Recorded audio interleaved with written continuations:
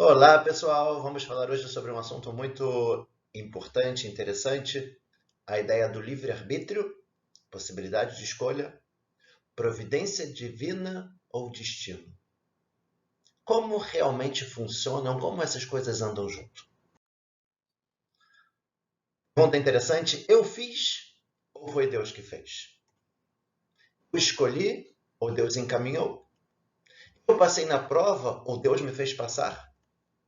Eu me salvei de um acidente? Fui muito esperto, pensei na hora, tive um movimento rápido, reflexo? Ou foi Deus que me salvou? Deus interfere em nossas atitudes, escolhas, pensamentos? Essa pergunta é fundamental nas nossas vidas, porque se eu disser que não, tudo sou eu. Eu consegui, eu fiz, eu venci, eu fui inteligente, foi a minha força, foi a minha sabedoria. Agora, se eu disser que tudo foi Deus, então como? Eu me anulo? Tudo vem dele? E onde está o meu livre-arbítrio aqui? Uma pergunta muito interessante para a gente começar a estudar. Vamos começar com a ideia do livre-arbítrio. O que é exatamente o livre-arbítrio? Eu acho que a visão judaica sobre o livre-arbítrio está muito ligado entre a escolha entre o certo e o errado. As mitzvot que Hashem ordenou, o caminho que ele quer que a gente siga. Eu posso escolher se eu vou seguir esse caminho ou não. Não que o livre-arbítrio seja associado a se eu vou levantar meu braço ou eu vou abaixar.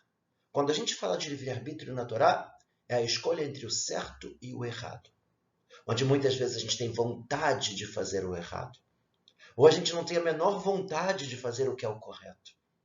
Esse é o momento da escolha, e assim a gente define o livre-arbítrio pela Torá. Podemos escolher tudo. E se não houver merecimento?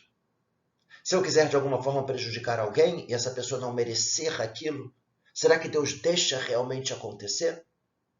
Ou será que se ela não merecer, Deus vai interferir na minha escolha? Como funciona isso exatamente? O futuro já está predeterminado? Pergunta também bastante forte. Se já está predeterminado o futuro, então que escolha eu tenho? Cadê o meu livre-arbítrio? Vamos começar a aprofundar um pouquinho para a gente poder entender bem esses assuntos. Matar alguém. Vamos começar com um caso um pouco trágico. Vamos imaginar que eu quero matar alguém.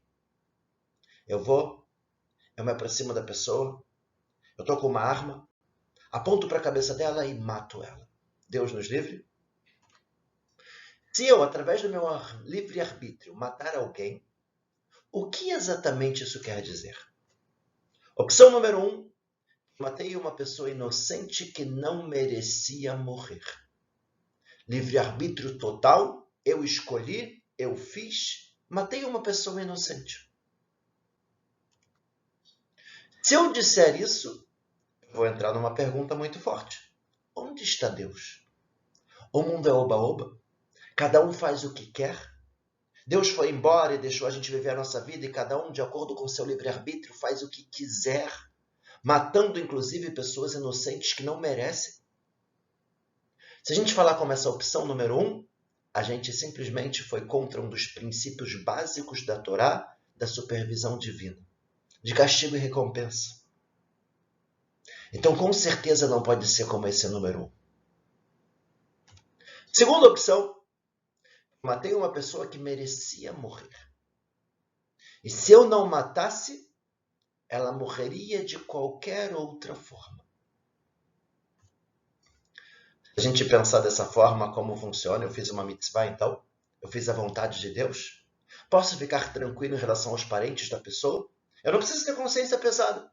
Eu falo, olha só, se ela morreu é porque ela merecia. Se eu não matasse, outra pessoa mataria, ou de alguma outra forma ela morreria, ou teria talvez um ataque cardíaco. Na prática, a culpa não foi nele, ela já morreria de qualquer jeito. O que vocês estão me culpando?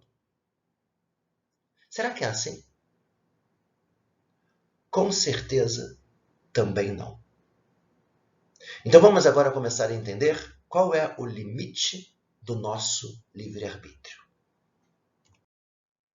Até onde nosso livre-arbítrio vai?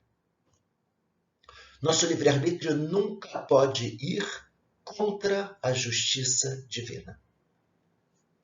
Deus costuma agir conosco com bondade e piedade. Porém, numa situação de risco, na qual uma pessoa, utilizando o seu livre-arbítrio, quer nos prejudicar, pode acabar ocorrendo que Deus nos julgue com justiça. E se merecermos o mal, pode acontecer. Isso é o que está escrito, a Satan mekatreg beshata sakana. O Satan, ele acusa a gente, começa a lembrar os nossos erros, os nossos pecados, as nossas transgressões, no momento de perigo. Ou seja, começa a ter um julgamento, merece ou não merece. Vamos tentar entender de uma forma associada ao exemplo que a gente deu no passado? Eu, através do meu livre-arbítrio, quero matar alguém. Isso quer dizer que essa pessoa pode ser que ela viveria por muito tempo, pela bondade e piedade de Deus. Ela tem muitos erros, como qualquer um tem, muitas transgressões e muitos problemas. Ninguém é perfeito. Mas quando aquela pessoa entra numa situação de perigo, de risco, alguém aponta uma arma para ela, nesse momento é um momento de justiça. Merece ou não merece? Como estão as atitudes da pessoa? Quais foram os erros que ela fez? E se pela justiça divina ela merecer, pode acontecer. E aí eu poderia acabar, Deus nos livre, matando aquela pessoa. Ela poderia viver muito tempo, se eu não tivesse colocado ela numa situação de perigo, através da bondade e piedade de Deus. Se ela não merecer, não vai acontecer. Como não vai acontecer? A arma vai falhar, ela vai conseguir reagir, vai chegar um policial, um amigo, alguém na hora, alguém vai dar um grito, alguma coisa vai acontecer. Nem que ela nem esteja naquele momento, na hora que eu estiver lá. Pode ser que deu uma dor de barriga, teve um atraso, dormiu um pouco a mais, teve um imprevisto. De alguma forma, ela se salvaria. Ou seja, na verdade, o meu livre-arbítrio não pode ir contra a justiça divina. Mas se pela justiça divina a pessoa merecer, pode acabar acontecendo. Vamos agora para um direcionamento divino. O livre-arbítrio pode estar limitado também pelos planos de Deus. Ou seja, pelo objetivo que ele tem para a nossa alma. Pois ele quer encaminhar as nossas vidas para que cheguemos em determinado lugar. Deus define aonde, nós escolhemos o caminho. Vamos tentar dar alguns exemplos rápidos para isso? Mas a gente pode falar desde a história da criação do mundo. Deus definiu que o homem deve estar no Gan Eden, um lugar especial, maravilhoso, revelação divina, prazeres e tudo de bom. Chegar no nível do Olam Abá. Para isso, o que a gente precisa? O homem no Gan Eden e a mulher, uma mitzvah. Não comer o fruto proibido. Por quanto tempo? Um dia. E a gente chega no objetivo. Se a gente não quer ir por esse caminho, não tem problema. Expulsão do homem do Gan Eden. E a gente começa a passar por um monte de problemas. E a escravidão do Egito. Mas quando chegar no momento do recebimento da Torá, a gente conserta. Não quer ir por esse caminho? Pecado do bezerro de ouro. Não tem problema. Vamos agora passar mais 40 anos no deserto e vamos entrar na terra de Israel. E vamos começar agora com 4 exílios e sofrimentos e perseguições e pogroms, expulsões e tal. Mas quando o Mashiach chegar, a gente volta para o início. Para o que era para acontecer em um dia com uma mitzvah. Deus quer que a nossa alma individual também vá para um lugar maravilhoso por toda a eternidade. Deus coloca a gente nesse mundo, dá para a gente a orientação do que a gente tem que fazer a Torá, para a gente viver uma vida com valores da forma correta. Deus encaminha onde a gente vai chegar. Se a gente não quer, não tem problema.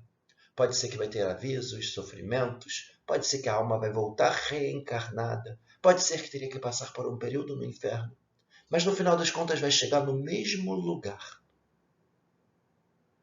Deus definiu que o nosso povo deve retornar para a terra de Israel. E a gente poderia ir e voltar por bem, ou às vezes por mal. A gente não quer ir por bem, a gente não quer ir, está muito bom na Europa. De repente começa um monte de expulsões de vários países da Europa, e pogroms e dificuldades. E no final a gente acaba chegando no mesmo caminho. Chegamos e retornamos à terra de Israel.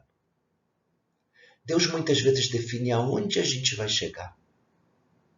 Mas a gente acaba escolhendo o caminho.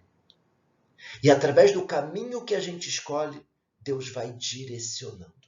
E fecha uma porta aqui, fecha outra porta lá, e uma dificuldade aqui, e outro problema lá. E no final a gente acaba chegando aonde Deus quer que a gente chegue para o nosso bem.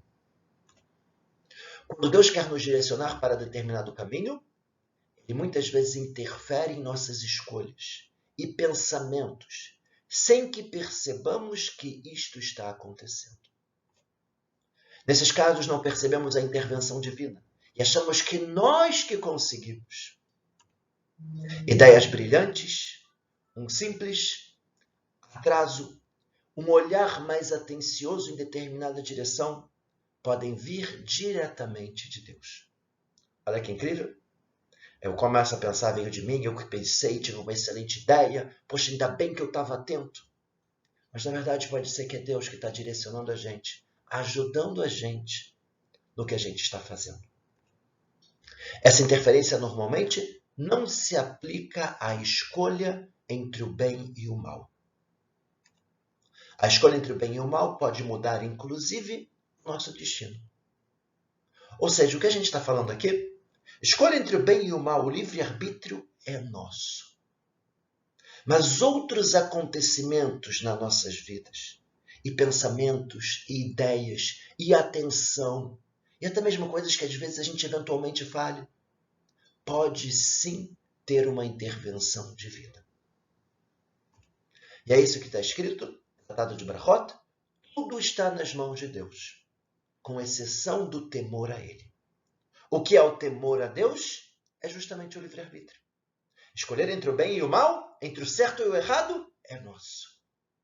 Os acontecimentos que acontecem nas nossas vidas, muitas vezes Deus pode, eventualmente, estar nos encaminhando para determinado objetivo. E aí vem uma pergunta interessante. Existe acaso pela Torá? Vamos ver alguns lugares na Torá que aparece a palavra acaso. Em Bereshit, disse Yitzhak a seu filho. Vamos lembrar a história? Nosso patriarca Yitzhak, ele mandou Esav, o seu filho, caçar, preparar uma comida, uma refeição, que ele iria abençoar Esav por ser o filho primogênito. E aí a esposa de Yitzhak mandou chamar o filho mais novo, Yaakov. Yaakov havia comprado a primogenitura e falou para o filho, olha só, você tem que se fazer de seu irmão, pega um animal que a gente já tem aqui, faz uma comida especial, eu te ajudo para a gente poder servir para o seu pai, e ele vai te abençoar no lugar de seu irmão. E aí veio Yaakov e preparou o animal, levou para o pai, e veio Yitzhak e falou, você encontrou rápido, meu filho. Tipo, ele a princípio, se ele fosse sair, caçar, procurar, não ia ser uma coisa tão rápida como o que ele fez de pegar um animal já pronto. E aí ele respondeu, Hashem fez um acaso perante mim. Olha que interessante. Olha como é que é utilizada a palavra acaso. Deus fez o acaso. Deus fez aparecer aquele animal naquele exato momento. Deus fez eu ir exatamente naquela direção onde estava o animal. O acaso que a gente bota como se fosse uma coisa simplesmente ao acaso, de acordo com a Torá, é uma situação que teve uma providência e um encaminhamento divino. Mais um exemplo interessante, Bereshit, capítulo 24, e disse Hashem, Deus de Abraão, faça um acaso perante mim hoje e uma bondade com meu dono Abraão. Na verdade, quem disse isso foi Eliezer, o escravo de Abraão, Abraão tinha pedido para ele buscar uma esposa para Isaac, e ele rezou para Deus: faz um acaso perante mim. Qual é o acaso que ele queria? A mulher que vier e oferecer água para mim e para os meus camelos vai ser a esposa de Isaac. E assim que ele acabou de rezar, apareceu Rivka. Ofereceu água para ele e para os camelos. Olha o acaso aqui. Quem fez o acaso? Deus. Não existe acaso pela Torá. Hashem está por trás das coincidências e dos acontecimentos diários. A palavra acaso em hebraico, mikre, se a gente separar e transformar em duas palavras, fica Mekor Hashem. A fonte, a origem de tudo é Deus. E se eu mudar a ordem das letras, o que tem na prática a mesma numerologia, fica Arak Me Hashem, somente de Deus. Tudo que parece ao acaso, parece impressionante, na verdade é Deus encaminhando as coisas e fazendo com que as coisas se encaixem e aconteçam de forma perfeita.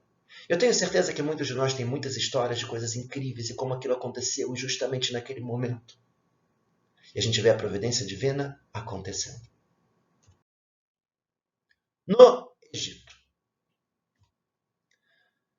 Se tudo vem de Hashem, por que somos castigados? Deus disse a Abraão: sua descendência será estranha numa terra estranha. E serão escravos. E sofrerão por 400 anos. Deus já definiu que o povo judeu vai ser escravo e vai sofrer. Os egípcios, quando escravizaram o povo, fizeram uma mitzvah. Eles seguiram, fizeram realmente o decreto divino e cumpriram a vontade de Deus? É isso. Deus tirou o livre-arbítrio deles, obrigou eles a fazer alguma coisa? Por que eles foram castigados? Já era o decreto divino? Se Deus já definiu que isso iria acontecer? Se essa foi a vontade de Deus, por que os egípcios foram castigados? Hashem disse o que aconteceria, mas não definiu quem faria. Deus não ordenou para os egípcios fazerem isso. Os egípcios, através do livre-arbítrio deles, escolheram um caminho errado, matar crianças e jogar no Nilo e fazer o mal, sem ter nenhum mandamento divino para eles. Não era esse o caminho que Deus queria. E se não fosse os egípcios, poderia ser outro povo, poderia ser de outra forma. Hashem definiu que aconteceria uma situação difícil para o povo judeu, mas ele não ordenou. Assim também, nas nossas vidas, muitas vezes Deus define muitas coisas e tal, e acontecimentos que poderiam acontecer com alguém. Mas Deus não define quem vai fazer isso. Deus não define, Deus não ordenou que ninguém fizesse isso. O livre-arbítrio das pessoas se mantém de forma total e, em função disso, há também o castigo. Isso depende do livre-arbítrio do ser humano. Vamos para a supervisão divina. Uma vez que o livre-arbítrio do próximo não contradiz a justiça divina, quando acontece algo, devemos entender que houve um merecimento de nossa parte, de modo que Deus não impediu que isso aconteça. A pessoa teve o livre-arbítrio, a pessoa fez, a pessoa é culpada. Mas se acabou acontecendo alguma coisa comigo, é porque pela justiça divina eu merecia. E aqui é um ponto muito importante da gente entender. De acordo com o judaísmo, a gente sempre fala que nós somos merecedores. Nós não somos perfeitos. Nós temos muitos e muitos e muitos erros. Muito que melhorar na vida. E quando Deus nos livra, acontece alguma coisa errada conosco, algum sofrimento, alguma dificuldade, a gente precisa entender. A gente erra. A gente precisa refletir nas nossas vidas. A gente precisa melhorar. E se a gente começar a pensar, a gente vai ver que temos muitos e muitos erros. Em relação ao próximo, em relação aos nossos pais, em relação a Deus, em relação aos mitzvot da Torá. Quanto mais a gente começa a estudar, mais a gente percebe como a gente está longe da perfeição. E essa ideia ela é muito, muito importante. A supervisão divina está relacionada a acontecimentos naturais que direcionam nossas vidas. Tal direcionamento pode ser de acordo com a bondade ou a justiça de Deus. E esse é o motivo que a gente reza. Por que a gente reza? Tudo que Deus faz é bom, Deus está encaminhando para o melhor, Deus sabe o que a gente merece, o que a gente não merece. A gente reza sempre para pedir a bondade, a piedade de Deus. Que Ele julgue a gente de uma forma positiva, que Ele dê chances e oportunidades da gente mudar e não precisar passar por dificuldades. Mas quando acontece uma dificuldade, a gente precisa ter a humildade de reconhecer que nós não somos perfeitos. Não existe essa frase, ele não merece, eu não mereço. É uma pessoa tão boa sim. E às vezes muito mais do que a gente imagina. Mas dizer que não merece? Quem é perfeito? Está escrito na Torá, En tzadik ba'aretz asher ya'aseto velo yechetá. Não existe um justo na terra que faz o bem e essa pessoa não erra. Todos erram.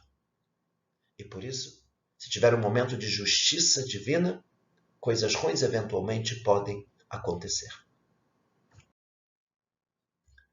Por que logo eu? Vamos ver mais uma situação interessante, importante para o nosso estudo?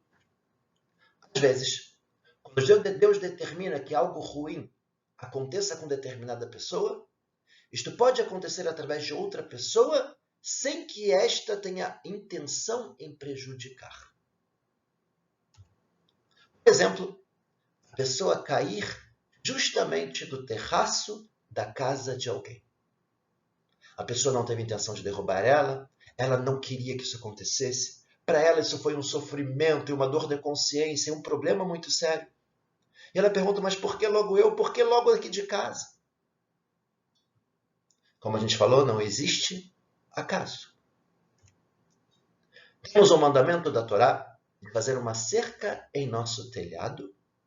E a Torá escreve o motivo, para não cair o caído de lá.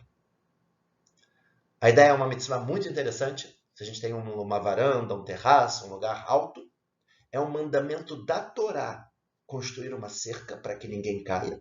Inclusive tem uma brachá que se faz para a construção dessa cerca. Muito interessante. E olha a linguagem da Torá, para não cair o caído de lá. Como assim não cair o caído? A pessoa já cairia. Mas por que Deus deixou que ele caísse justamente da minha casa? Por que logo eu? Por que logo na minha casa? Por que ele não fez isso de outro lugar? Aparece uma ideia muito famosa na Torá, Megalgelin Riyuv Aledei Chayav. Às vezes, Deus direciona que aconteça uma coisa ruim, um sofrimento, uma dificuldade, justamente na casa de uma pessoa, também porque essa pessoa também tem muitos erros e muitos merecimentos, e por isso, mesmo que foi involuntariamente, isso também traria um certo desconforto, um certo sofrimento, uma certa consciência pesada, uma certa tristeza para a pessoa. E essa pessoa, de alguma forma, ela merecia essa dificuldade, esse sofrimento, e por isso aconteceu justamente através dele e de forma sem intenção. Se ela fosse uma pessoa muito especial, e muito boa, e muito elevada, e não tivesse merecimento, mesmo que não tivesse cerca, Deus não deixaria aquilo acontecer, justamente na casa dela. Aqui é uma ideia também, que quando acontecem coisas que a gente não gostaria, e mesmo sem intenção, às vezes nas nossas casas, também é um sinal. Alguma coisa não está legal comigo? Por que Deus não impediu que isso acontecesse justamente aqui? E mais uma vez é um momento de reflexão, da gente pensar. Olha a ideia, pessoal. A gente está vendo que todos os acontecimentos gerais nas nossas vidas, até mesmo inconscientes, sem intenção. Por que justamente na minha casa? Por que justamente fui parar naquele lugar, nesse momento? Por que eu atrasei? Muitas vezes tem sim um direcionamento divino. A minha escolha, o meu livre-arbítrio, está associado sempre à ideia entre fazer o bem ou o mal, o certo ou o errado. Resumindo, devemos sempre agradecer a Deus por tudo que nos ocorre, pois, quando passamos por uma situação de risco, estamos sendo julgados. E se Deus despertar sua bondade e piedade, Ele vai ajudar nos pensamentos dos médicos, no processo da cirurgia, nas mãos do piloto, no pensamento das pessoas ao redor, de forma que no final tudo dê certo. Deus vai encaminhando os acontecimentos do nosso dia a dia. E quando Ele encaminha as coisas de uma forma positiva, eu tenho que dar graças a Deus. Eu tenho que agradecer a Ele. Muitas vezes conseguimos enxergar as mãos de Deus nos acontecimentos diários, enquanto muitos dizem que são simplesmente coincidências. Simplesmente ao acaso. Por acaso eu olhei para o lado. Por acaso eu estudei aquela questão exatamente antes da prova. E a gente começa a ligar muitas vezes as coisas ao acaso, onde, na verdade, está tendo um direcionamento divino. A última festa judaica escrito no Tanakh foi Purim. Por quê? A gente vai ver agora que Deus queria muito que esse ensinamento da supervisão divina ficasse muito forte nos nossos corações. E por isso a última festa da Torá, não da Torá, desculpa, a última festa do nosso povo, que foi escrito no Tanakh, foi a festa de Purim. E vamos agora começar a entender o porquê. Já Hanukkah, que foi a festa posterior, já não está escrita na Torá. A história de Purim. Deus direcionou para que Esther fosse escolhida como rainha. Foi por acaso que ela foi escolhida? Ela nem queria ser a rainha. Ela queria ter um casamento judaico, era uma mulher judia, religiosa. Deus foi direcionando por trás da história para que aquilo acontecesse. Deus direcionou para que Mordecai e os ministros estarem na hora certa e no momento certo. Na verdade, Mordecai estava nos portões do palácio do rei. Escutou dois ministros conversando, tramando matar o rei. Por que ele estava justamente lá? Por que os ministros estavam justamente lá? E por que eles falaram justamente naquele momento?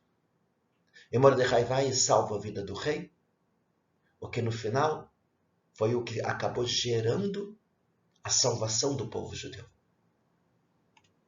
Deus direcionou para o rei não conseguir dormir naquela noite. E lembrar o que Mordecai fez. O rei estava com insônia, pediu para trazer o livro das lembranças, começou a ver todas as pessoas que fizeram coisas boas para ele, que ele não recompensou. E de repente ele viu justamente Mordecai. E aquela noite foi a noite anterior ao que Amã queria. Amã queria matar Mordecai no dia seguinte. Se o rei não tivesse dormido tranquilamente, Mordecai estaria morto. Deus encaminhou uma certa insônia, se intrometeu na vida do rei. E o rei pediu justamente para ver o livro das lembranças. Isso foi o que gerou também a salvação do nosso povo. Deus direcionou para Mordecai entrar no lugar de Amã, primeiro ministro da Pérsia, para salvar também o povo judeu. Olha a frase que Mordecai fala para Esther. Se você se calar nesse momento, você é a rainha, você pode salvar o povo judeu. Tranquilidade e salvação virá para os judeus de outra forma. E você e a casa dos seus pais se perderão. Ou seja, Deus define aonde vai ter a salvação. A gente vai chegar na salvação. Qual é o caminho? Está no livre-arbítrio de cada um. Esther tem o livre-arbítrio dela tentar se apresentar perante o rei, colocar a vida em risco, pedindo pelo povo judeu. Mas se ela não quiser ir por esse caminho e quiser falar, esquece o povo, o importante sou eu, ela vai se perder. Ela tinha a oportunidade de salvar o povo judeu e está deixando como se fosse eles morrerem. Mas Deus vai trazer a salvação de outra forma. Novamente a gente vê que Deus leva aonde a gente vai chegar. A gente, através do livre-arbítrio, escolhe o caminho. O que aprendemos então da festa de Purim? Aprendemos que Deus está escondido por trás dos acontecimentos.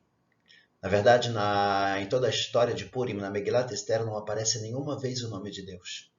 Ela justamente vem mostrar que, apesar que Deus não está aparecendo de uma forma revelada, ele está por trás de todos os acontecimentos naturais.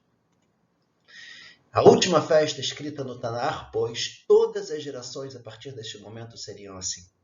Não haveria mais aquela revelação divina, milagres e maravilhas como foi na saída do Egito.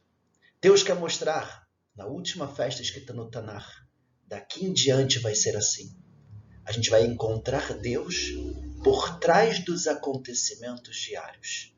Entender que Deus está supervisionando, direcionando nossas vidas e sempre para o melhor.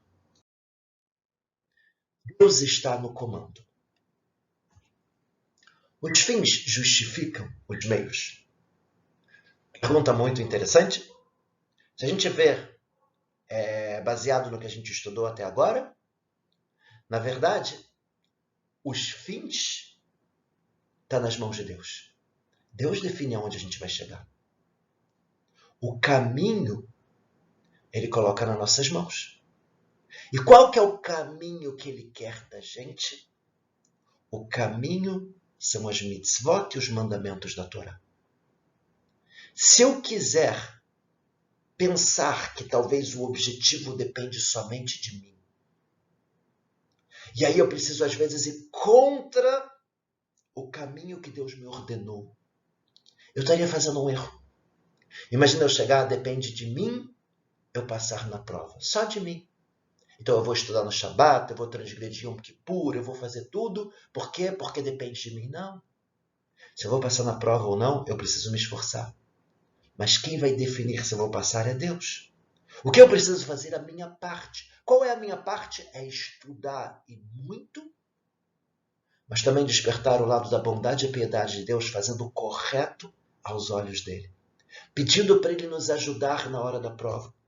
Trazer a lembrança das coisas corretas, a atenção devida no momento certo. Que a gente estude já exatamente o que vai cair. Na verdade, o que Deus quer da gente não é o fim, é o meio. É a gente, através do livre-arbítrio, estudar e seguir da forma correta. Onde está o nosso livre-arbítrio? Isso eu acho que é uma ideia também muito importante e muito bonita. O Rav Dessler, ele escreve uma ideia que eu acho que é incrível.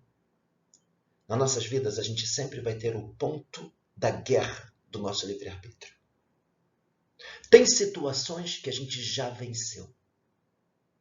Que o Yetzer Hara não vai pegar mais a gente já não tem mais vontade. A gente nem pensa nessa possibilidade. A gente já venceu.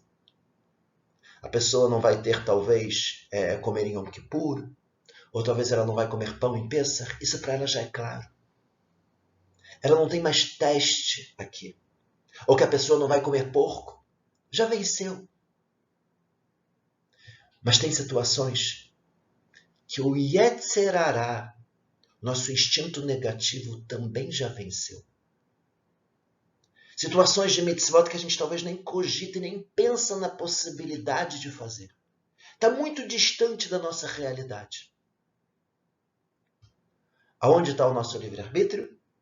Está no meio do caminho. São situações que a gente está na batalha.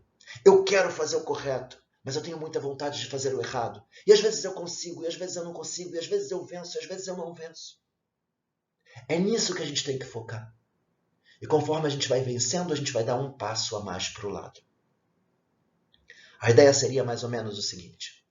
Todo o início de mudança de um costume é difícil. Se eu quero começar a comer carne kasher, por exemplo, inicialmente é difícil, eu vou ter que me privar de comer numa churrascaria e comer na rua, e talvez a carne é um pouco mais cara, e aí eu vou estar com vontade, com desejo, meus amigos estão saindo e tal, e eu estou numa luta interna. Eu estou no ponto da guerra. Quando eu conseguir vencer, eu já não vou ter mais a menor vontade de comer uma coisa que não é kasher. Eu vou estar feliz da vida que eu estou fazendo certo. Aquilo já não é mais um teste, não é mais uma dificuldade para mim. E aí eu dou mais um passo. Agora eu vou começar a lutar contra uma outra dificuldade, um outro mandamento que eu quero começar a fazer, que inicialmente eu não tinha, nem pensava na possibilidade de fazer aquilo. Mas eu começo agora a minha zona de conflito. Conflito interno, para saber se eu vou vencer ou não. E assim é na vida, nosso objetivo é a gente crescendo aos pouquinhos, através do nosso livre-arbítrio, cada vez se tornando pessoas melhores. O que Deus quer de nós é justamente isso. Aos poucos e crescendo na vida, trabalhando sempre o nosso livre-arbítrio, para que a gente escolha as escolhas certas, da forma correta e sempre crescendo. Lembrando que o fim, o objetivo, aonde a gente vai chegar, isso está sempre nas mãos de Deus. E Ele está sempre encaminhando nossas vidas para o melhor. A gente precisa ficar atento a qual é o nosso objetivo, vencendo e vivendo de forma correta.